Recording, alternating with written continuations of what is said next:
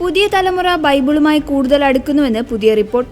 Gallup, United Bible സൊസൈറ്റിയും ചേർന്ന് 85 രാജ്യങ്ങളിലായി നടത്തിയ Patmos youth റിപ്പോർട്ടിലാണ് ഈ കണ്ടെത്തലുകളുള്ളത്. 15 മുതൽ 30 വയസ്സ് വരെയുള്ള ഏകദേശം 80,000-ലധികം യുവാക്കളാണ് ഈ സർവേയിൽ പങ്കെടുത്തത്. 18 മുതൽ 24 വയസ്സ് വരെയുള്ള ക്രൈസ്തവ യുവാക്കൾ തങ്ങളുടെ മുതിർന്നവരെക്കാൾ കൂടുതൽ തവണ ബൈബിൾ വായിക്കുന്നു. ആഗോളതലത്തിൽ ഈ പ്രായത്തിലുള്ള പകുതിയോളം പേരും ആഴ്ചയിൽ ഒരിക്കലെങ്കിലും ബൈബിൾ വായിക്കുന്നുണ്ട്.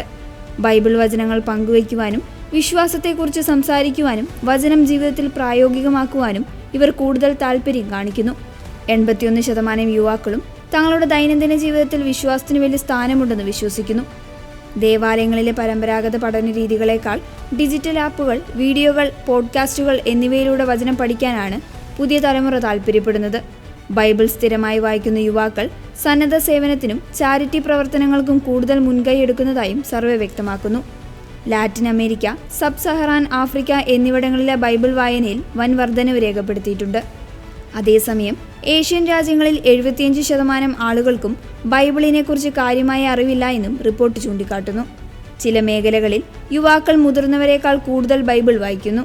ഇത് യുവതലമുറയെക്കുറിച്ചുള്ള നമ്മുടെ പ്രതീക്ഷകളെ പുതുക്കുന്നതാണെന്ന് റിച്ചാർഡ് പൗണി വ്യക്തമാക്കി.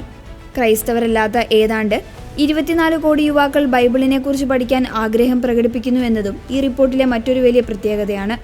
വചനം വായിക്കുന്ന യുവാക്കൾ സമൂഹത്തിന് വലിയ ഗുണകരമാകുമെന്ന് സർവേ അടിവരയിടുന്നു.